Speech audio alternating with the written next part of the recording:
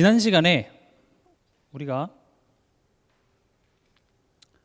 옛사람을 벗으라, 그리고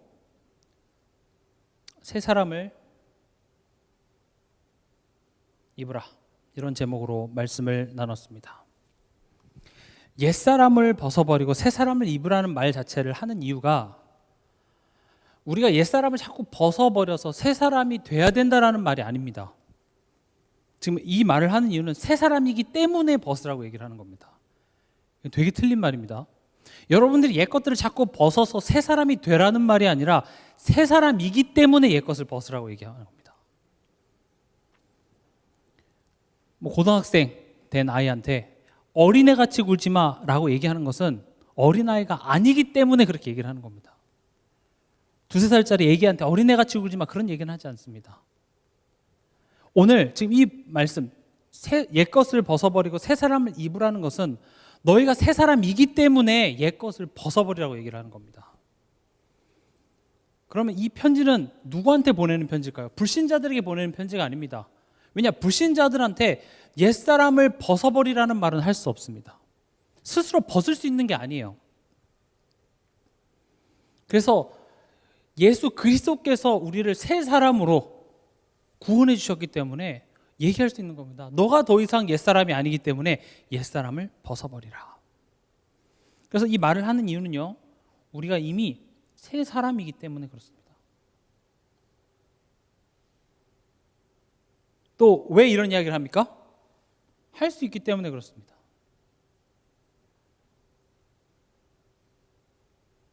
지금 우리 보고 벗으래요. 우리 보고 입으래요. 내가 벗겨줄게, 내가 입혀줄게가 아니라 벗으라, 입으라, 이렇게 얘기를 합니다. 다시 말하면 우리로 하여금, 좀 말이 어렵습니다만 인격적으로 반응하기를 원하시는 겁니다. 물론 우리의 힘만으로 우리의 옛 체질을 다 벗어버리는 것은 불가능합니다. 그러나 우리가 그것을 인지하고 거기에 반응하기 원합니다. 그게 믿음, 하나님을 신뢰, 사랑, 이런 내용들이 결국 우리가 거기에 대해서 이렇게 반응하길 원하는 것이죠. 그러면 옛사람이 뭘까요? 옛사람이라는 단어가 분명히 좀 정의가 돼야 이해가 될 것입니다. 왜냐? 성경에는 옛사람이라는 단어를 되게 이렇게 다양하게 쓰고 있는데 그 의미에 대해서 분명히 우리가 정리가 되지 않으면 조금 헷갈릴 수가 있습니다. 옛사람은 두 가지 의미가 있습니다. 하나는 우리의 신분을 의미합니다. 로마서 6장 6절에 보면 우리의 옛사람이 예수와 함께 십자가에 못 박혔다고 되어 있습니다. 갈라디아서 2장 20절에도 보면 이제 내가 그리스도와 함께 십자가에 죽었다고 되어 있습니다. 그럼 죽었는데 뭘 벗어요? 그렇죠? 죽은 것을 벗을 게 없잖아요. 죽었는데 왜 벗으라고 얘기하죠? 여기서 말하는 옛사람은 신분을 얘기하는 겁니다. 너는 더 이상 죄인이 아니야. 사단에 속한 자가 아니야. 그게 우리 옛날에 우리의 신분을 의미하는 것입니다. 그러면서 또 동시에 성경은 이 옛사람을 우리의 체질이라는 것으로 설명하기도 합니다. 지금 오늘 본문이죠. 에베소서 4장 22절. 그래서 내가 신분을 바꾸는 것은 내가 할 수 있는 게 아무것도 없습니다. 이것은 오롯이 하나님의 은혜로 되어진 것입니다. 내가 마귀의 자녀를 벗어버리고 하나님의 자녀가 된 것이 아니라 하나님이 나를 구원해 주셨어요.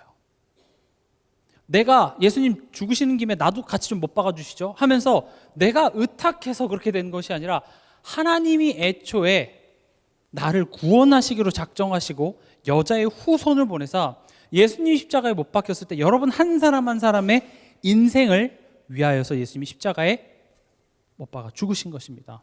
그래서 우리가 새 사람이 된 것은 전적인 하나님의 은혜인 겁니다.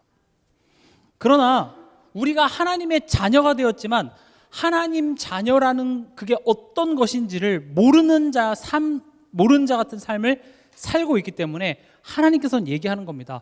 너가 하나님의 자녀가 됐기 때문에 하나님 자녀답게 살아. 하나님 아는 자같이 살아. 마귀에게서 해방된 자같이 살아. 더 이상 죄의 종로로 탈 필요 없는 자라는 사실을 아는 자같이 살아. 그래서 우리에게 요구하시는 게 믿음입니다. 사실 이 두 가지가 우리를 향하신 하나님의 뜻입니다. 하나님 여러분들을 구원하기를 원합니다. 다시 말하면 자녀 삼기를 원합니다. 그리고 거기서 끝나는 게 아니라 그렇게 자녀 삼으셔서 우리가 하나님 자녀답게 살아가길 원합니다. 앞서 말씀드렸던 것처럼 하나님 자녀답게 살라는 말은 도덕적으로 윤리적으로 흠없이 그걸 잘 지키라 그런 차원이 아니라 내가 더 이상 사단에게 종노릇 할 필요 없는 자 같이, 죄 지을 필요 없구나, 내가 내 인생의 주인 돼서 살아가는 것이 아니라 하나님이 내 인생을 이끌어 가고 계시는구나를 아는 자처럼 사는 것, 그게 하나님 자녀답게 살아가는 겁니다. 이 내용을 잘 표현하고 있는 성경의 예화가 출애굽 사건이죠. 애굽에서 출애굽을 합니다. 애굽에 있을 때는 뭐였죠? 우리의 신분이 노예였습니다. 여기서 해방이 되죠. 이게 바로 신분의 변화입니다. 지금 우리 인생의 여정, 하나님이 지금 우리를 뭘 하고 싶으시는지, 어디로 이끌어 가시는지에 대한 큰 그림을 우리가 자꾸 그리고 내 인생이 지금 봐줘야 돼요. 지금 400년 동안 노예되어져 있다가 해방되었잖아요. 그럼 어떻게 출애굽을 했죠? 출애굽을 어떻게 했을까요? 전쟁을 했나요? 협상을 했나요? 아니죠. 모세 10가지 재앙 중에 마지막 첫째 아들, 그 유월절, 죽어야 되는 그 죽음의 재앙이 집집마다 지금 휩쓸고 가는데 문설주에다가 어린 양의 피를 바릅니다. 피를 발랐다는 것은 한 생명이 희생되어졌다는 것이고, 내가 죽어야 될 죽음을 누군가가 대신 죽었습니다라는 그 피를 볼 때 죽음의 재앙이 넘어가는 그것으로 말미암아 여기서 해방이 됐다라는 것이죠. 그래서 더 이상 노예가 아니라 이제는 하나님의 자녀, 하나님의 백성으로 회복이 됐는데, 여기서 끝나는 것이 아니라 이 가나안이라는 목적지를 두고 하나님은 어디로 이끄십니까?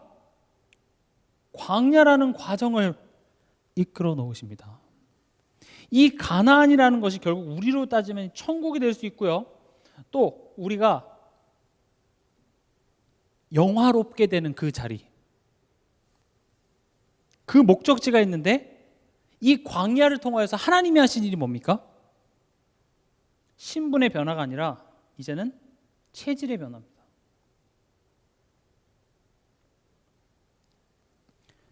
체질의 변화를 이끌어내시기 위해서 광야라는 것을 허락하셨어요. 왜냐, 조금만 힘들고 조금만 어려우면요, 옛날에 노예적의 생각을 가지고 현실을 바라보고 상황을 판단해서 하나님을 원망하고 서로 미워하고 불안해하는 것밖에 하지 못하는 것들을 드러내게 하셔서 그것을 치유시키더라고요. 지금 이 광야 40년은 하나님 자녀로서 살아가는 매일매일의 인생과 같습니다. 지금 우리는 어디에 서 있습니까? 이 광야 가운데 서 있습니다. 내가 애굽의 종되었다가 이제 거기서 나왔다는 사실도 알아요. 그리고 홍해를 건넜기 때문에 난 다시 돌아갈 수 없다는 건 알죠. 그러나 지금 내가 다시 갈까봐 무서운 게 아니라 지금 당장 물이 없어요. 지금 당장 먹을 게 없다고요. 지금 당장 내 눈앞에 있는 현실은 광야고, 하나님의 백성이라고 하면서 어떻게 이렇게 힘들 수 있냐라고 하면서 자꾸 옛날 것으로 돌아가더라는 것입니다. 근데 이 광야는 이스라엘 백성들이 뭘 잘못했기 때문에 벌 주는 것도 아니며, 하나님이 지금 무능력해서가 아니라 하나님이 지금 이 광야라는 것을 의도적으로 걸어가게 하시더라는 겁니다. 그러니까 우리가 우리 삶을 이 관점으로 봐줘야 돼요. 나의 가정, 나의 현실, 나의 자녀, 경제 문제, 건강 문제, 또 여러 가지 사람과의 관계 문제 속에서 그 문제만 있는 것이 아니라 그것들을 통하여서 하나님이 지금 나의 옛사람을 벗어버리고 새 사람을 지금 입게 하시는 하나님의 훈련의 시간표라고 우리가 해석이 되지 않으면 신앙생활에 기쁨이 없을 겁니다. 아마. 마치 이스라엘 백성들이 광야를 가면서 계속 불평하고 원망했던 것처럼 매일매일이 사실 기적 속에 살아가는 겁니다. 그 수백만 명이 하루에 삼시세끼를 굶지 않고, 그렇죠? 굶어 죽었다는 말은 없습니다. 사실 엄청난 기적이거든요.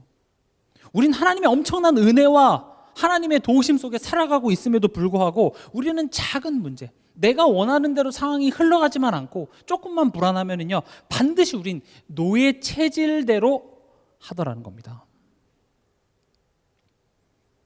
하나님은 지금 이 출애굽 사건을 통하여서 우리 인생을 어떻게 내가 지금 어떤 방향으로 이끌어가고 있다라는 큰 청사진을 보여주는 거예요. 이걸 보고 언약의 여정 이렇게 됩니다. 언약이라는 것은 결국 하나님과 나와의 관계를 회복하시겠다라는 거거든요. 그러니까 우리가 잘못 생각하면 안 돼요. 예수 믿는 건 죽어서 천국 가는 것, 거기에 성경은 그렇게 크게 비중을 싣고 있지 않아요. 물론 엄청 중요한 내용이나 성경이 많은 분량을 할애하는 것은 이 땅에 살면서 우리 안에 임한 그 하나님의 나라를 누리기를 원해요. 내가 그리스도 안에 지혜와 지식과 보화가 감춰져 있다 이런 말은 알겠는데, 그래서 그리스도가 나와 함께 하시고 성령이 나와 함께 한다라는 그런 지식들은 많지만 정작 삶 속에서 작은 문제 앞에 다시 돌아가자, 노예의 습성대로 또 하더라는 거죠. 내가 이제 하나님 자녀 됐으니까 뭘 더 잘해보자가 가질 못해요. 하나님의 자녀라는 말조차도 우린 이해하지 못하는 삶을 살아가고 있어요. 여러분 하나님 자녀인 거 믿으십니까? 정말 믿으신다면 염려하면 안 돼요. 걱정, 원망, 시기, 질투, 서로 미워하고 분쟁하고 다투고 그게 없어야 돼요. 하나님의 자녀라는 말은 굉장한 말이 포함되어 있는 겁니다. 이따 뒤에서도 말씀드리겠지만 하나님의 자녀라는 말은요, 여러분들의 인생을 하나님이 지금 주관하고 있다는 거예요. 여러분들의 모든 만남과 사건이 하나님의 주권 속에 있다라는 그 사실을 믿는 것이 하나님의 자녀라는 말입니다. 근데 우리의 수준이 태영아 아이들 하나님 어디 계셔? 내 마음속에. 누구 자녀? 하나님 자녀. 그것밖에 없어요. 물론 그것도 엄청난 거지만 하나님이 지금 우리를 이끌어가고자 하는 것은 지금 이것이에요. 이스라엘 백성들도 우리가 하나님의 백성이고 택함 받은 민족이라는 걸 모르지 않았어요. 알아요. 근데 광야에 딱 데려다 놔서 보니 어김없이 노예로 살았던 그 체질들이 드러나더라는 겁니다. 근데 하나님이 치유하시는 방법은 항상 먼저 그 문제를 드러나서 나로 하여금 아, 내가 이게 문제구나라고 먼저 깨닫게 하시는 게 항상 순서예요.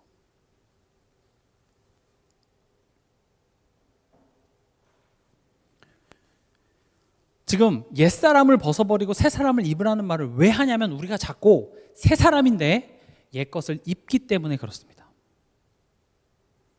깨끗이 씻었는데 하루 종일 땀 흘린 그 속옷을 또 입고 있어요. 제가 중고등부 예배 때도 그런 이야기를 했는데 세상에서 제일 찝찝한 게, 제가 이제 운동을 하러 갔는데 운동 끝나고 깜빡하고 속옷을 안 가져온 거예요. 그럼 어떻게 해요? 깨끗이 씻었는데 그 젖은 속옷을 다시 입는 느낌이란 너무 싫어요. 그 축축하게 젖고 냄새나, 그것을 자꾸 입는 거예요. 그러니까 우리가 자꾸 새 사람인데 옛 것을 입고 있으니까 지금 성경은 얘기하는 거예요. 옛 사람을 벗어버리고 새 것을 입으라. 오늘 본론입니다. 바울은요, 원리적인 것을 얘기하면 항상 그 뒤에 실천적인 것을 같이 얘기하고 있습니다. 오늘 25절이 그 실천의 첫 실천의 내용입니다. 뭐라고 했냐? 그런즉 거짓을 버리고 각각 이웃과 더불어 참된 것을 말하라. 이는 우리가 서로 지체가 됨이라. 중요합니다. 적용이에요. 실천하는 것을 얘기해 주기 시작했어요. 옛사람을 벗어버리고 새사람을 입으라. 그래, 옛것은 끝났고 새것이 되었다. 이렇게 말만 하는 게 아니라 구체적으로 적용. 이 적용을 보고 우리는 현장이라고 합니다. 이번 달 키워드죠. 지금 계속 강단에서 복음 편지 메시지가 흘러나오고 있는데 그것을 아는 게 아니라 내 삶 속에 적용해 보라고요. 나는 확신이 있는가? 확신이라는 말은 믿음이 흔들리지 않는 상태예요. 그럼 난 뭘 믿지? 그럼 내 믿음을 점검해 보세요.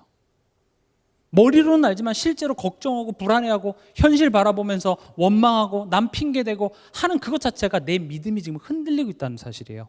그거를 나라는 현장을 통해서 아, 내가 지금 확신이 없고 있구나, 이렇게 적용이 돼야 돼요. 제가 아까 대청부 예배 때도 그런 얘기를 했는데, 말씀을 묵상한다라는 말이요, 주중에 내가 강단 말씀이 뭐였지? 이렇게 한번 생각하고 그 내용에 대해서 한번 떠올리는 것이 말씀 묵상의 전부가 아니에요. 그건 시작이에요. 진짜는요, 그 말씀 앞에서 나의 연약함들이, 나의 죄성이, 내가 속았던 부분들이 드러나지는 것, 내가 이런 부분이 지금 속고 있었구나가 드러나지는 것이 말씀 묵상의 시작이에요. 왜냐, 말씀 앞에서만이 그게 드러나요. 말씀이 빛이거든요. 말씀 앞에서 모든 것이 훤히 드러나요. 그게 아니면요, 지금 이런 나를 힘들게 하는 모든 상황이 저 사람 때문이고 상황 때문이라고 핑계와 원망받게 되지 않지, 내 속에 있는 그런 지금 옛 것들이라고 깨달아지지가 않아요. 그래서 말씀 묵상이라는 것은 거울과 같습니다. 빛과 같습니다. 이건 누가 들어야 될 말씀이고, 그래서 저 사람이 잘못됐고 그렇게 되면 안 되고요, 내게 주시는 말씀이에요. 그래서 말씀 묵상의 첫 번째 열매는 내 것이 보여져요. 나의 연약함들이 보여져요. 나의 죄성이 보여져요. 내가 이렇게 죄밖에 짓지 못하는 나의 죄성이 보여져요. 그래서 애통한 심령을 갖게 되는 거예요. 그 사람이 축복이 있는 거예요. 그 다음 열매는 뭐겠어요? 그래서 그리스도예요. 그리스도 필요하구나. 그래서 오직 성령의 그 힘이 내게 필요하구나. 그래서 성삼위 하나님을 더욱더 붙잡게 되는 거예요. 내가 기도수첩 받고 이번 주 말씀 떠올랐고 거기에 줄치면서 뭐 성경 찾아봤다고 해서 그것도 훌륭합니다. 그러나 거기에만 머무는 것이 아니라 말씀을 묵상한다라는 것은 반드시 그게 내게 적용되어지는 거예요. 내게 거울처럼 비춰지는 거예요. 그러면 첫 번째로 거짓을 버리고 참된 것을 말하라 그랬는데 거짓을 버리랍니다. 지금 뭐에 대한 적용이죠? 옛사람을 벗어버리고 새 사람을 입으라는 그 내용의 첫 번째 적용이에요. 중요한 거겠죠. 첫 번째 예예요. 옛 것을 버리라는 게 뭐냐? 거짓을 버리래요. 이 말은요, 거짓말하지 마, 이 말 아니에요. 우리 성경 같이 한번 찾아보겠습니다. 요한복음 8장 44절입니다.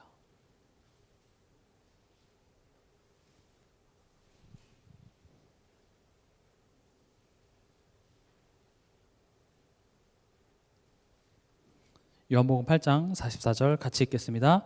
너희는 너희 아비 마귀에게서 났으니 너희 아비의 욕심대로 너희도 행하고자 하느니라. 그는 처음부터 살인한 자요 진리가 그 속에 없으므로 진리에 서지 못하고 거짓을 말할 때마다 제 것으로 말하나니 이는 그가 거짓말쟁이요 거짓의 아비가 되었음이라. 보세요. 지금 요한복음 8장 44절은 사단이 어떤 놈인지를 지금 얘기하고 있죠. 그 속에 진리가 없어서 말하는 것마다 거짓말만 얘기한대요. 그럼 오늘 옛 것을 벗어버리고 새 것을 입으라는 말에 거짓을 버리고 참된 것을 말하래요. 지금 이 요한복음 8장 44절에 사단은 뭐라고 지금 선포하고 있습니까? 거짓말장이.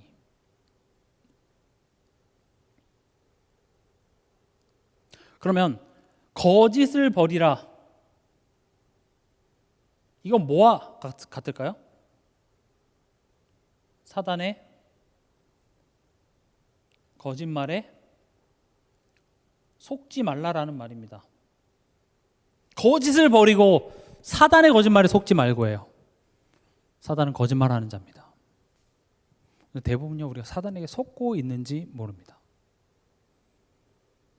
사단이 뭘 하는지도 모르기 때문에 그렇습니다. 그냥 나를 힘들게 하는 모든 건 다 사단이에요.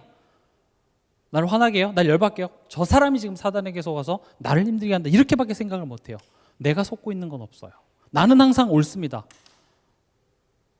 내가 목사고, 내가 장로고, 내가 집사고, 내가 신앙 경력이 오래됐고, 내가 모태신앙이고, 내가 신앙 훈련 정도가 다른 사람들보다 많으니 나는 항상 옳다고만 생각해요. 그렇지 않습니다. 우리는 항상 사단에게 속고 있습니다. 원래는 한 번만 속아도 우리는 하나님과 관계가 단절돼야 되는데 예수 그리스도께서 마귀의 일을 멸하셨기 때문에 우리의 속음이 운명이 되지 않는 자리에 있기 때문에 망정이지, 안 그랬으면 우리는 지옥밖에 답이 없는 인생입니다.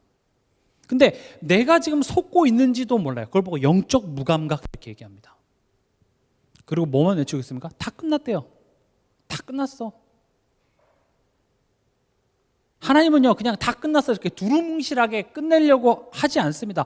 정확하게 나의 사단의 틈이 되는 것, 나의 각인 뿌리 체질, 이런 것들을 드러내서 우리로 마주하게 하시고 더 이상 거기에 종로로 탈 필요 없이 우리를 거기서 일으켜 세우십니다. 사단은요, 거짓말쟁입니다. 지금 거짓을 버리라는 말은 사단에게 속지 말라라고 얘기를 하는 것인데, 그럼 무엇에 대한 거짓말이냐? 하나님에 대한 거짓말입니다.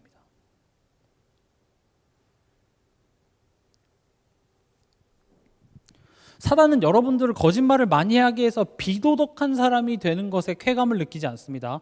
사단은 죄를 짓게 합니다. 사단은 여러분들을 아프게 하지 않습니다. 사단은 여러분들을 어디 부딪혀가지고 여러분들이 아파하는 것을 즐거워하지 않습니다. 사단은 여러분들을 좋은 직장에 취직 못하게 하지 않습니다. 사단은 어떤 사람을 통해서 여러분들을 화내게 하지 않습니다. 사단은 죄를 짓게 합니다. 죄를 짓는다는 건 무슨 말이죠? 하나님에게 대해 거짓말을 하게 하는 거예요. 여러분들을 하나님을 오해하게 할 수 있다면 때론 여러분들이 원하는 걸 줄 겁니다. 오히려 여러분들에게 더 협조할 겁니다. 성경은 그런 경우도 많죠. 요나도 하나님이 원하시는 그곳을 가기 싫어서 갔는데 마침 내가 원하는 곳에 가고자 하는 배가 딱 거기에 있어요. 오히려 사단은 여러분들 삶에 협조할 거예요. 왜냐? 사단이 하는 일은 여러분들이 가고자 하는 길을 막는 것에 포인트가 있는 게 아니라 죄를 짓게 합니다. 그래서 사단은요, 하나님에 대하여서 여러분들에게 거짓말을 할 거예요.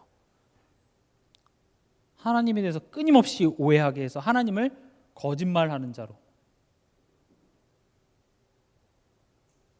또 하나님을 무능력한 자로.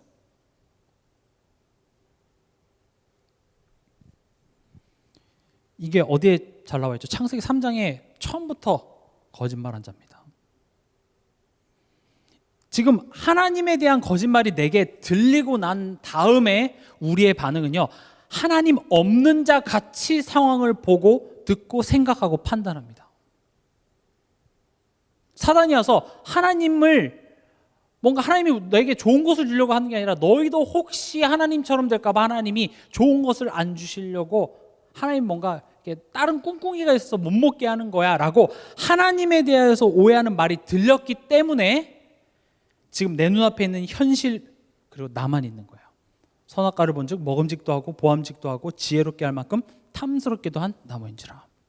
여러분들이 이번 한 주간 살면서 내 가정 안에, 내 삶 속에, 사람과의 관계 속에서 저 사람과 나만 보인다면 지금 내 마음속엔 이미 사단이 보이지 않게 하나님에 대한 거짓말을 넣었다라는 말이 됩니다. 사실 지금 사단이 우리한테 와서 하나님 거짓말쟁이, 하나님 무능력해라고 직접적으로 얘기를 안 합니다. 그럼 속을 사람이 없어요. 오히려 땡큐죠. 경각심이 일어나니까요. 근데 그렇게 얘기를 안 해요. 현실을 얘기합니다. 하나님을 딱 살짝 가리고 현실만 보게 해서 그 현실과 나만 있어요. 다시 말하면 부모 없는 자 같이 생각하게 만들어요.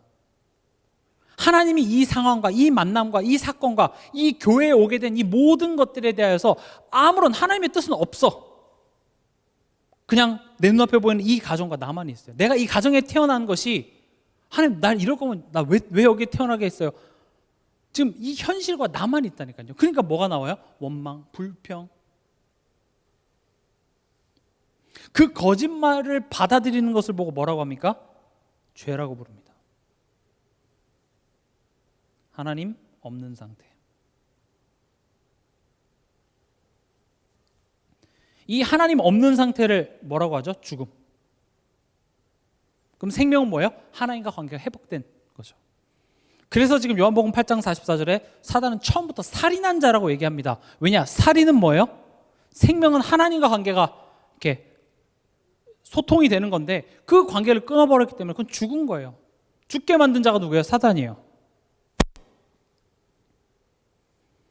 지금 옛사람을 벗어버리라는 말이 하나님 없는 자 같이 죄인이었을 때 우리가 생각하던 그런 고정관념과 가치관으로 우리가 자꾸 돌아가더라는 거예요. 그거 벗으라는 거죠. 근데 거기에 대한 첫 번째 적용이 뭐라고요? 거짓을 버리래요. 거짓을 버리시기 바랍니다. 더 정확히 말하면 거짓말을 하는 사단의 속임에 속지 마세요. 속지 않기 위해서 먼저 사단이 지금 활동하고 있구나. 사단에 대해서 인지해야 돼요. 우리를 속이는 자가 있다는 사실조차 모르면 우리는 속이기 쉽습니다. 여러분 유럽이나 이런 데 가면은요 소매치기가 엄청 많습니다.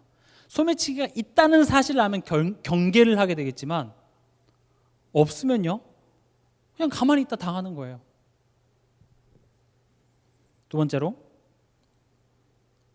거짓을 버리고 뭐 하라고 합니까? 참된 것을 말하라고 합니다.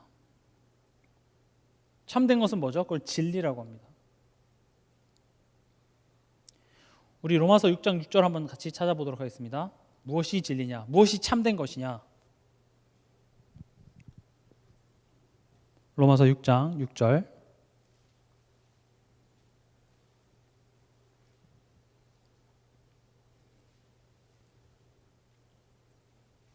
같이 읽겠습니다. 우리가 알거니와 우리의 옛사람이 예수와 함께 십자가에 못 박힌 것은 죄의 몸이 죽어 다시는 우리가 죄에게 종노릇하지 아니하려 함이니. 이게 진리입니다. 우리의 옛사람이 예수와 함께 죽었다라는 말은 좀 말이 어려워서 그렇지 쉽게 말하면 이겁니다. 넌 노예가 아니야 이거예요. 애굽의 종대였었지만 지금은 넌 애굽의 종이 아니야 라고 얘기하는 겁니다. 죄 지어도 된다는 말이 아니라 죄 지을 필요 없다고 얘기를 하는 겁니다. 노예같이 살지 마. 넌 노예가 아니기 때문에 그래.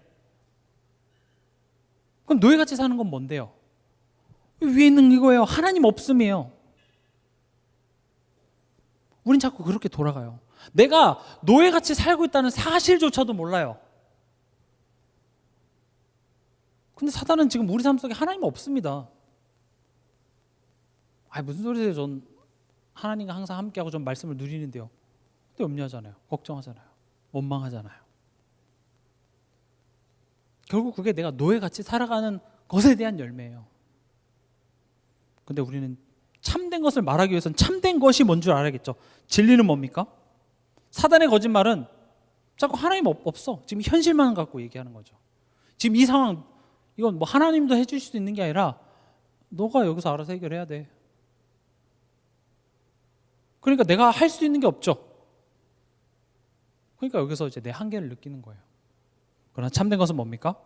우리의 옛사람이 예수와 함께 십자가에 못 박힌 것이 참된 것입니다. 나는 더 이상 노예가 아니야. 참된 것을 여러분들이 기억하시기 바랍니다. 참된 것을 여러분들이 기억하셔야 속지 않을 수 있습니다. 이게 많이 인용하는 예화 중에 하나가 다이아몬드 감별사들이 훈련하는 방법이 가짜 다이아몬드를 많이 보는 게 아니라 진짜 다이아몬드가 이렇게 빛이 굴절되는 것을 눈에 많이 익힌다고 하더라고요. 그래서 그 빛이 눈에 익다 보면 가짜 다이아몬드를 딱 봤을 때 그 굴절을 보면 이건 아니야 알게 돼요. 왜냐? 진짜 것을 계속 보다 보니까 가짜게 판별이 되더라는 것이죠. 그래서 여러분들이 참된 것을 자꾸 여러분들 귀에, 마음에, 생각 속에 자꾸 들려줘야 됩니다. 왜 그럴까요? 요한복음 19장 30절에 예수님이 다 이루었다 말씀하셨습니다. 다 이루었다는 말은 뭘까요? 요한일서 3장 8절에 하나님의 아들이 나타나신 것은 마귀의 일을 멸하려 하심이라. 제가 금요 치유전도께도 말씀드렸다시피 다 이루었다라는 말을 물론 알아요. 십자가에서 죄 문제, 사단 문제, 하나님 떠난 문제 해결하신 그것을 다 이뤘다라는 걸 우린 이해하지만 우리가 평상시에 이 다 이뤘다라는 말을 얘기하면서 속이 시원해하는 그 뉘앙스에 뭐가 들어가 있냐면요. 잘 될 거야 라는 게 들어있어요. 다 잘 될 거야. 또 지금 날 힘들게 하는 건 사단이니까 그 사단을 예수님이 이겼으니까 결국 잘 될 거야. 이렇게 생각을 많이 해요. 근데 다 이루었다라는 것은요. 내가 지금 노예 같은 삶을 사단에게 속고 있어도 하나님이 다 잘 되게 해주신다. 이런 내용이 포함되어져 있기도 하지만 그게 전부는 아닙니다. 마귀의 일을 멸하셨기 때문에 너는 더 이상 사단에게 속지 마라는 것이 다 이뤘답니다. 해방됐어. 이게 다 이뤘다예요. 해방됐어. 그럼 그 뒤에 뭡니까? 그러니 너는 힘든 문제나 어려운 상황에 있을 때 노예같이 생각하지 마. 이게 포함되어지는 겁니다. 하나님 다 없애줘. 나 힘들게 하는 거 하나님 다 해결해줘.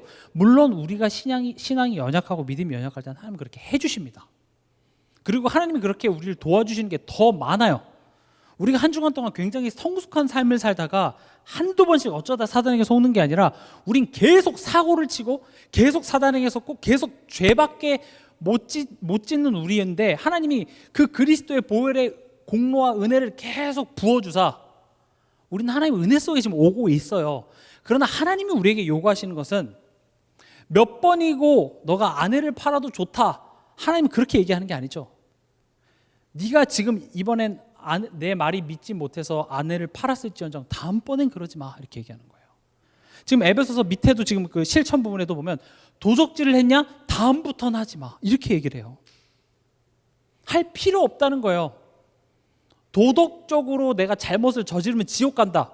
도덕적으로 올바른 일을 해서 구원받는다. 지금 그런 차원의 내용이 아니라니까요. 이거 잘못 아는 사람은요, 이런 이야기를 하면요, 야, 그런 걸로 구원받는 게 아니야. 그리스도로 구원받지. 지금 구원받냐 못 받냐 이야기가 에베소서는 아니에요. 애초에 옛사람을 벗어버리고 새사람을 입으라는 말을 누구한테만 할 수 있어요? 구원받은 자한테만 할 수 있어요. 새 사람한테만 할 수 있는 이야기예요. 그럼 새 사람한테 구원받냐 못 받냐를 얘기하는 것이 아니라 구원받았다라는 게 어떤 건 줄 너가 아는 자같이 살아라. 지금 그렇게 얘기를 하는 겁니다. 그래서 요한일서 3장 8절은요, 마귀의 일을 멸하셨기 때문에 우린 더 이상 사단에게 속을 필요 없어요. 너희는 너희 아비 마귀에게서 났으니, 그 말은 원어에 보면 우리는 사단에게 소속되어져 있는 자이기 때문에 그 아비의 본성을 우리도 따른다고 지금 얘기를 하고 있어요. 근데 마귀의 일을 멸하시고 거기서 구원해 내셨기 때문에 너는 더 이상 마귀의 본성을 따를 필요 없어, 이거예요.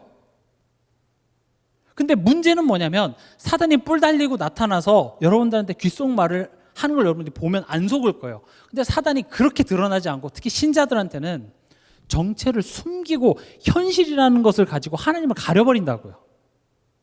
그래서 하나님 없는 상태로 만들어서 우리의 그 죄성이 하나님 없는 상태로 들어가요. 그러니까 하나님 얘기하는 거예요. 야, 지금 사단이 속이고 있고, 그러나 사단의 일을 내가 멸했기 때문에 속지 마. 그렇게 얘기하는 거예요. 로마서 8장 2절, 죄와 사망의 법에서 우리를 해방했습니다. 죄의 노예같이 살아가지 마세요. 아빠 없는 자같이 살지 말라는 말입니다. 하나님과 내 인생에 아무런 상관없는 자같이 살지 마세요. 지금 내 자녀, 내 가정, 이 모든 것들이 하나님의 주권, 하나님의 뜻과 전혀 상관없이 그냥 우연히 내가 선택해서 일어난 것처럼 살지 말라는 게 로마서 8장 2절, 죄와 사망의 법에서 너를 해방하였어. 그러니 더 이상 죄와 사망에 묶인 자같이 살지 마. 그걸 얘기하는 겁니다. 요한복음 14장 6절, 하나님의 자녀입니다. 자녀라는 말은요, 굉장한 말입니다. 하나님이 우리와 함께 한다라는 그 의미를 아는 자같이 살라.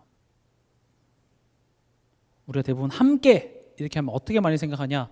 내가 어떤 길을 가는데 하나님이 그 가는 길을 도와주신다고 생각해요. 근데 성경이 말하는 함께는요, 하나님이 목자시고요,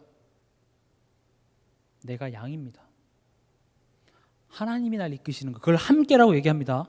내가 목표하고 내가 살아가고자 하는 삶이 잘 갈 수 있도록 하나님이 함께 하셔서 도와주세요가 아니라 하나님이 내 인생을 창세전에 구원하시기로 작정하시고 자녀 삼아서 하나님이 원하시는 그 방향으로, 가나안 땅으로 하나님이 지금 친히 인도하고 계셔요. 그 속에 여러분들의 인생이 있습니다. 그 계획을 가지고 지금 여러분들을 이 동산교회에, 이 가정에, 이 지역에 하나님이 목적을 가지고 심으셨다라는 겁니다. 그런 관점으로 내 오늘 하루를 보면 굉장히 다르게 보여요. 요셉은 그게 깨달아졌어요. 그래서 힘들었겠죠. 걱정했겠죠. 그러나 힘들지 말라, 걱정하지 말라, 그런 차원이 아니라 그래도 지금 하나님이 내 인생을 통치하고 계시니 나의 삶을 주님께 의탁합니다. 하나님, 내게 힘을 주시옵소서. 내 감정이 이렇게, 나는 죄인이기 때문에 흔들릴 수밖에 없죠. 그러나 그러기 때문에 더욱더 내 마음과 생각을 지키시는 성령을 의지합니다. 더욱더 말씀 앞에 나아갑니다. 그래서 히브리서 11장에 믿음의 조상들 얘기할 때 공통적인 게 뭡니까? 보이지 않는 현실을 걸어갔다고 얘기를 하고 있어요. 앞이 보이지 않습니다. 그러나 뭘 믿은 거예요?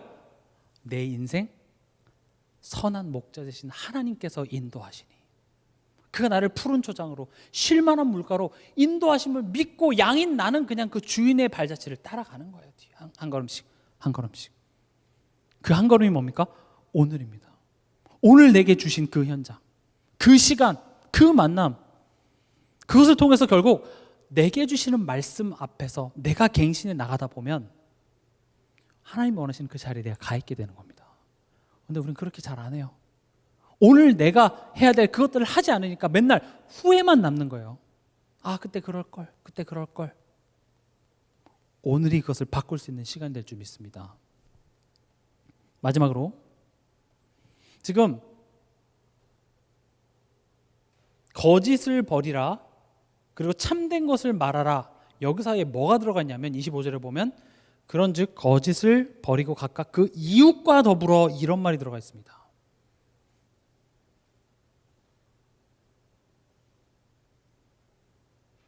이게 이제 힘든 겁니다. 이웃과 더불어는 뭘 의미하는 거겠죠? 인간관계입니다. 특히 인간관계는 가족, 또 교회입니다.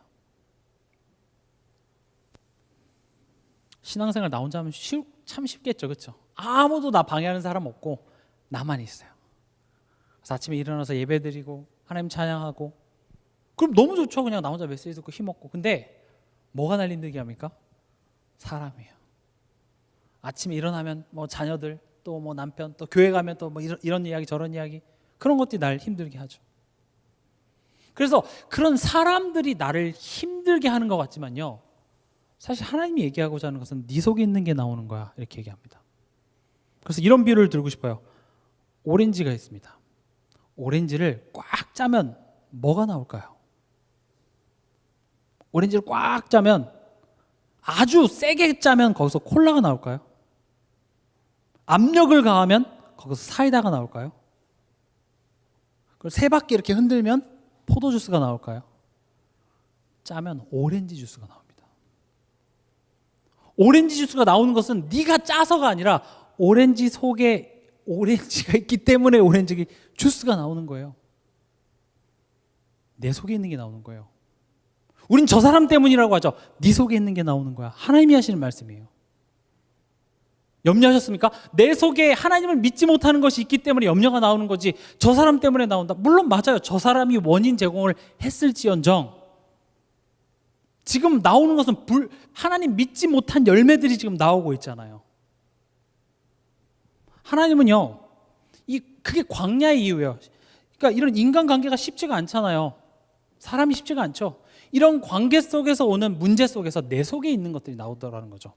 이게 광야를 허락하신 이유입니다. 이것을 통해서 뭘 하시길 원하냐? 내가 먼저 거짓을 버리라. 남 얘기하지 마세요. 내가 먼저 거짓을 버리세요. 거짓이 뭐라고요? 하나님 없음입니다. 내 자녀를 보면서 거짓을 버리세요. 하나님이 지금 내 자녀, 하나님 아무것도 없을까요? 하나님 할 수 있는 게 아무것도 없을까요? 그게 지금 내가 가지고 있는 거짓이에요. 내가 교회를 바라보며, 교단을 바라보며, 사람을 바라보며 내가 하는 염려와 걱정, 그 이전에 내가 먼저 거짓을 버리세요. 하나님 없음을 버리세요. 내가 생각하는 게 맞을지 몰라도 하나님은 여러분들이 생각하는 그 어떤 것보다 더한 것을 지금 계획하고 계십니다. 내가 먼저 거짓을 버리세요. 사단은 하나님에 대한 거짓말을 계속합니다. 나는 현실적인 이야기고 사실만을 얘기했는데 이상하게 내 삶 속에 하나님의 능력은 굉장히 약해져 있습니다. 하나님은 지금 당장 내 삶 속에서 해주실 수 있는 게 아무것도 없는 하나님으로 변해 있을 겁니다. 난 틀린 얘기하지 않았는데, 난 맞는 얘기했는데. 여러분, 때로는요, 맞는 이야기를 하는 것이 내가 아무 때나 그 이야기를 할 수 있는 권리를 주진 않습니다. 예를 들어서 어떤 뭐 성도님의 부모님이 돌아가셨는데 교회를 안 다니셨어요. 아마 지옥 갔을 겁니다. 그런 이야기는 할 필요가 없어요. 장례식장 가서 지옥 가셨을 겁니다. 그런 이야기는 할 필요가 없어요. 첫 번째로 우리는 모릅니다. 그걸 어떻게 알아요, 우리가. 그렇죠? 그리고 설사 그게 맞는다 할지라도 맞는 이야기를 맞기 때문에 내가 아무 때나 할 수 있다. 그건 틀린 이야기예요. 지금 우리가 굉장히 착각하는 것 중에 하나, 우리 현실 속에서 내가 맞기 때문에 그 맞는 이야기를 해도 된다고 생각해. 아무 때나. 아닙니다. 요즘에 그 MBTI 중에서 T 혹시 아십니까? 모르시면 넘어가겠습니다. 그래서 사단이 끊임없이 우리 삶 속에 하나님 없음을 자꾸 만들어낸다고요. 맞는 이야기를 하는데 그 맞는 이야기 속에 하나님의 능력은 점점 약화돼요. 저래 갖고는 안 될 텐데, 저래 갖고 좀 안 되는데. 이 말은 비현실적이 되라는 말이 아닙니다. 현실을 무시하는 말이 절대 아니라 그 상황을 보면서 내가 하나님을 바라보고 하나님의 뜻을 구하고, 뭐죠? 하나님, 내가 무엇을 해야 될까요? 이렇게 하나님의 뜻을 찾는 그런 기도가 없이 내가 옳은 말만 계속하는 것은, 내가 더 잘 알아요. 내 삶 속에 지금 하나님이 능력자인지 무능력자인지. 그래서 얘기하는 겁니다. 너가 먼저 거짓을 버리래요. 근데 보세요. 내가 지금 내 안에 거짓말이 들어왔다라는 증상이 있습니다. 왜냐? 내 안에 거짓말이 들어왔다는 사실을 우리는 알아채기가 쉽지 않아요. 아까도 말씀드렸다시피 내가 더러운 옷을 입었다라는 사실을, 만약에 그 옷이 더러운지 몰라요. 근데 제가 입었어요. 그럼 어떤 증상이 나겠죠? 그래서 청국장을 끓이나? 그래서 청국장 냄새가 나거나, 아니면 막 간지러워. 그게 뭐예요? 더러운 옷을 입었다는 증상이죠. 그럼 그 증상이 발견되면 뭘 해야 되겠어요? 옛 것을 벗어버리고 새 것을 입어야겠죠. 거기다 향수를 뿌린다고 되는 게 아니에요. 니한테서 나는 것 같은데 남 탓해서 이렇게 아니에요. 그 순간은 모면할지 몰라도 결국 가려운 건 내 몫이에요. 가는 곳마다 꼬린내가 자꾸 나요. 가는 곳마다 청국장 냄새가 난다니까요. 내가 가는 곳마다 불평, 원망, 불신앙, 하나님 없고 그게 자꾸 난다라는 것은 지금 남 탓할 게 아니라 지금 내가 옛것 더러운 것을 입었다는 증상입니다. 그럼 그 증상을 지금 꾸짖는 게 아니라 지금 사단이, 지금 그 원인, 이 거짓말을 하는 사단이 지금 너의 마음 생각 속에 거짓말을 넣었어 라는 증상입니다. 그래서 성경에서는 염려하지 말라, 걱정하지 말라, 불평하지 말라, 원망하지 말라, 이런 이야기들을 하는 이유가 증상이에요. 이런 증상이 있어? 사단이야. 이런 증상이 있어? 사단이야. 우리가 사단을 이기지 못하지만 내가 사단의 일을 멸했기 때문에 그거 들을 필요 없어. 그래서 내가 거짓을 버리기 위해서는 첫 번째로 사단이 거짓말을 하도록, 거짓말하는 사단이 활동하고 있으면 인지하는 게 첫 번째예요. 근데 그게 인지가 잘 안 될 거예요. 그래서 내 삶 속에 나타나는 여러 가지 증상들을 보고 지금 사단이 내게 거짓말을 하고 있구나를 빨리 눈치채시라고요. 그게 옛사람을 벗어버리고 이거예요. 지금 이 부분이 정리되지 않으면 나 옛사람 끝났어 그냥 그러고 만다니까요. 맞아요. 끝났어요. 우리 이제 더 이상 노예가 아니에요. 근데 지금 이 본문에서 하나님이 강조하시는 부분은 너 잘못하면 노예된다가 아니라, 그래 맞아 너 노예 아닌데 왜 노예같이 사냐, 여기에 포인트가 있는 거예요. 노예같이 살지 마. 봐봐 너 지금 노예같이 하고 있잖아. 이걸 못 알아들어요. 난 노예 아닌데. 근데 또 원망하잖아요. 또 노예같이 살아가잖아요. 왜냐하면 영적인 거기 때문에 못 알아듣는다고요. 그래서 성경에서는 얘기하는 겁니다. 이런 증상들을 통해서 혹 너의 삶 속에 이런 게 있냐? 이런 게 있냐? 이런 게 있냐? 이런 게 있냐? 이것은 사단이 지금 너에게 거짓말을 하는 거야. 너가 심지어 들을 필요 없는 거짓말을 하는 거야. 발견되면 어떻게 하면 됩니까?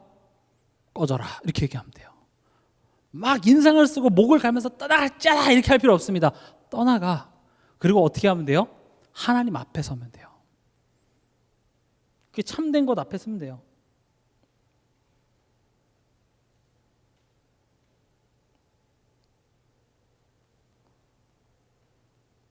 그러니까 옛 것을 벗어버리고 새 것을 입는 게 옛 것을 벗은 다음에 새 것을 입고, 이게 아니라 동시에 일어나는 거예요. 다시 말하면 사단을 먼저 다 꺾고 이제 좀 잠잠해져서 그 다음에 이제 내가 복음을 한다. 이게 아니라 같이 가는 거라니까요. 꺾고 동시에 어디 써야 돼요? 우리는 갈보리산 앞에 써야 돼요. 갈보리산이 뭐라 그랬죠? 골고다 언덕. 다시 말하면 예수님이 십자가에서 죽으신 그 언덕, 십자가를 거꾸로 그렸네요. 이 언덕을 보고 갈보리산 이렇게 얘기합니다. 골고다 언덕이에요. 여긴 뭐냐? 예수님의 죽음. 예수님의 죽음은 우리를 구원하신 하나님의 방법이었습니다. 여기에서 아까 앞서 설명했던 것처럼 사단, 죄, 그리고 하나님과의 이 관계, 길을 여셨죠. 이것을 확인하면서 아 그렇지, 난 속을 필요 없지. 이게 광야를 가는 동안 유태인들한테는 유월절이었습니다. 유월절을 기억하래요. 전에 너희가 노예가 됐지만 거기서 어떻게 나왔냐? 한 생명의 죽음을 통해서 거기서 나올 수가 있었어요. 아, 난 더 이상 노예가 아니구나. 아, 더 이상 애굽으로 돌아가자 할 필요가 없구나. 그것을 계속 생각하도록. 참된 것 앞에 어떻게 서야 됩니까? 기도입니다. 금요 치유전도학교에서 말씀드렸다시피 기도는 현실과 나 사이에 하나님을 가져오는 겁니다.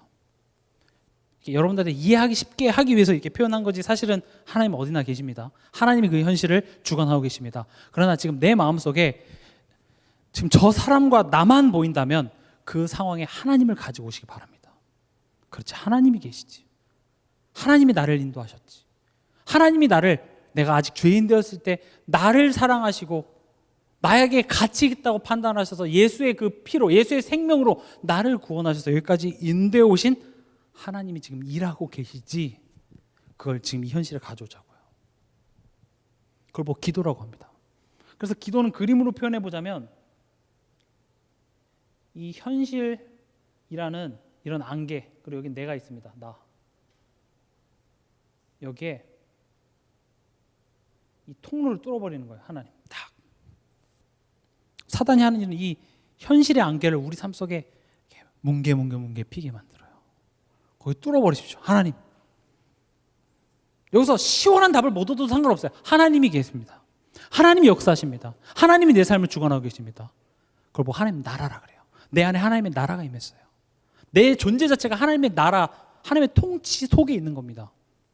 그럼 이 현실은 우연이 아니야. 실수가 아니야. 하나님이 지금 나를 옛것을 벗어버리고 새 것을 입게 하시기 위해서 하나님이 지금 내게 허락하신 응답의 여정이야. 이렇게 해석이 되어지더라는 것입니다. 참된 것 앞에 어떻게 섭니까? 말씀입니다. 그래서 여러분 예배를 꼭 승리하시기 바랍니다. 참된 것 앞에 서세요.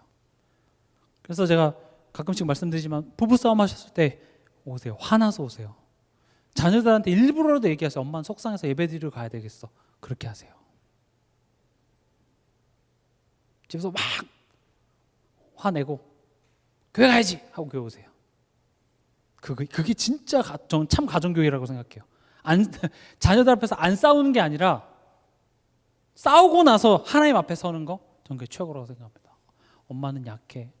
엄마 힘은 할 수 없어. 그래서 엄마는 하나님 의지하러 가야 되겠어. 엄마는 이런 부분들이 너무 많아. 그래서 엄마는 하나님이 주시는 힘이 필요해. 그 위로가 필요해. 전 그거보다 더 좋은 복음 교육은 없다고 생각합니다. 그리고 여러분들이 주중에 메시지를 꼭 들으시기 바랍니다. 요즘 얼마나 좋습니까? 유튜브를 통해서 참 다양한 메시지들이 많죠. 그래서 여러분들이 계속 강단 말씀과 함께 메시지를 계속 들으세요. 그리고 지금 오늘 25절을 보면 그런즉 거짓을 버리고 각각 그 이웃과 더불어 참된 것을 말하라 이렇게 되어 있습니다.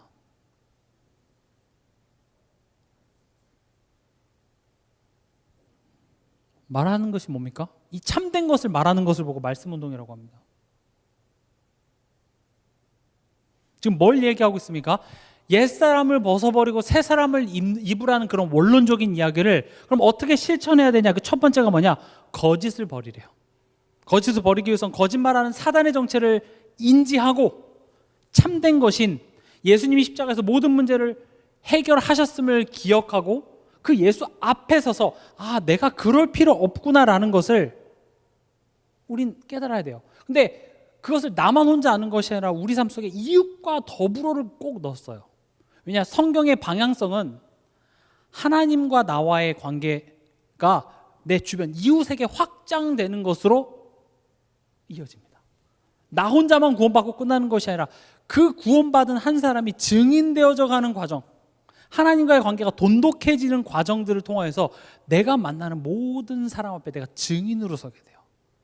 그걸 보고 전도 이렇게 얘기합니다. 전도는 그래서 내가 하나님과 관계가 돈독해지면 돈독해질수록 나의 옛 것들이 드러나서 그게 계속 새 것으로 바뀌어져서 치유되면 치유될수록 우리 삶 속에 전도의 열매는 맺혀질 수밖에 없는 것입니다. 왜냐? 내가 변화하는 것을 믿지 않는 내 남편이 보거든요. 말로 네 이렇게 안 믿으면 지옥 간다 협박하지 마시고요. 내가 변하는 것으로 보여주세요. 말하라 그러니까 이거 말하라 그랬다 해서 오늘 갑자기 게임하고 있던 자녀를 잠깐 일로 와봐 오늘 목사님 말하라 그랬어 해서 아이들 조지거나 남편을 조지지 마시고요. 말씀 운동입니다. 여러분들 그래서 꼭 기도하고 소원하세요. 결단하세요. 우리 가정 치유는요, 내 가정에서 그리스도께서 십자가에서 이루신 그 기쁜 소식이 계속 들려지지 않는 한 가정 치유는 되지 않습니다. 이 복음의 기쁜 소식이 내 가정에서 계속 들려지지 않고서는 되지가 않아요. 왜 내 가정은 변함이 없습니까? 지금 내 가정에서 기쁜 소식이 들려집니까? 참된 것이 말해지고 있습니까? 안 되잖아요. 나 또한도 그 믿지 않는 내 가족들과 같이 휩쓸려서 똑같이 옛사람의 기준을 갖고 같이 보고 있으니까 거기서 무슨 변화가 일어나겠어요? 똑같죠. 그러니까 그 광야를 가면서 금송아지를 만들기도 하고요. 이상한 짓들을 많이 하죠. 그래서 우린 거짓을 버리고 참된 것을 말하는 말씀 운동이 회복되어야 됩니다. 그게 말씀 운동이에요. 또 이제 곧 대신방이 시작됩니다. 여러분들이 어쩌면 이번 대신방을 기점으로 한번 결단해 보세요. 하나님 우리 가정에서 말씀 운동이 시작되게 해 주시옵소서. 꼭 하시기 바랍니다. 그거 없이 자라남은 없을 겁니다. 그거 없이 왜 난 변화가 안 되나? 당연하죠. 말씀 운동이 있어야 됩니다. 그랬을 때 이유가 뭐라고 합니까? 이는 우리가 서로 지체가 됨이라 이렇게 되어 있습니다.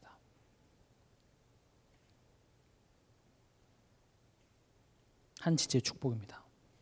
지체라는 것은 머리는 누구예요? 그리스도. 몸은 성도입니다. 지금 이 지체의 축복을 누리는 게 새 사람을 입는 겁니다. 옛사람은 끝나고 나 이제 새 사람 입어서 끝하고 교회와 상관없이 하는 거 그거 아닙니다. 실제적인 것은요, 내가 이웃과 더불어 참된 것을 말하는 교회의 축복을 누리는 것까지가 새 사람을 입는 것의 실천사항이에요. 그래서 교회 축복 누리시기 바랍니다. 새 것을 입는다라는 것은 이 교회 공동체와 함께 가는 거예요. 교회는 이 동산교회만 교회가 아니라 우리 가정도 마찬가지겠죠. 함께 가는 겁니다. 아직 믿음이 연약하고 믿지 않는 나의 가족들을 내가 가슴에 품고 기도하는 겁니다. 비판하고 정죄하는 게 아니라 그들을 위해서 내가 기도해 주는 겁니다. 오히려 그들을 바라보면서 내 안에 있는 거짓된 소리부터 결박시키는 겁니다. 그리고 하나님이 지금 내 인생을 통치하시는 것을 아는 자 같이 내가 선택하고 말하고 삶을 사는 것입니다. 그랬을 때 우리의 가정은 회복될 수밖에 없는 것입니다. 결론입니다.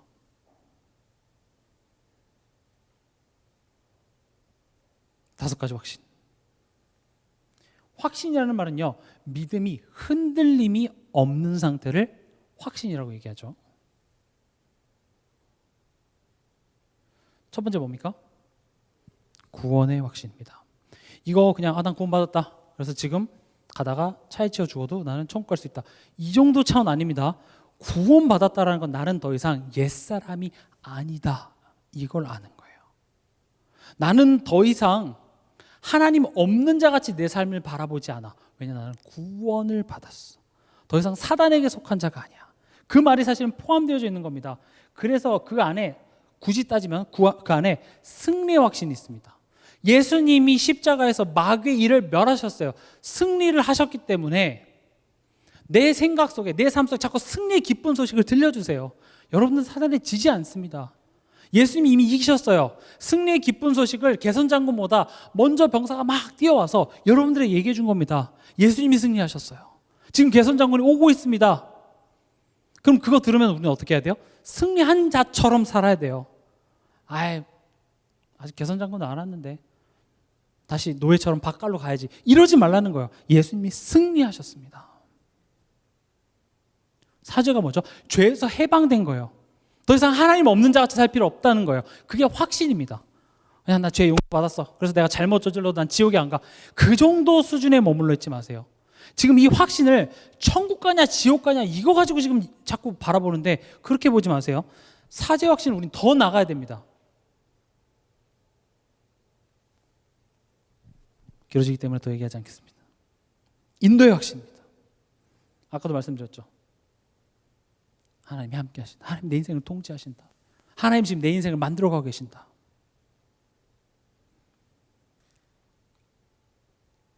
그래서 우린 그 기도를 통해서 하나님의 뜻을 알아가는 겁니다. 기도의 응답의 확신.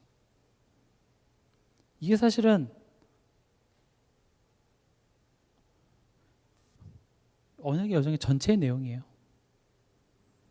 구원받았다. 지금 제가 말한 이 5가지 확신 얘기한 겁니다.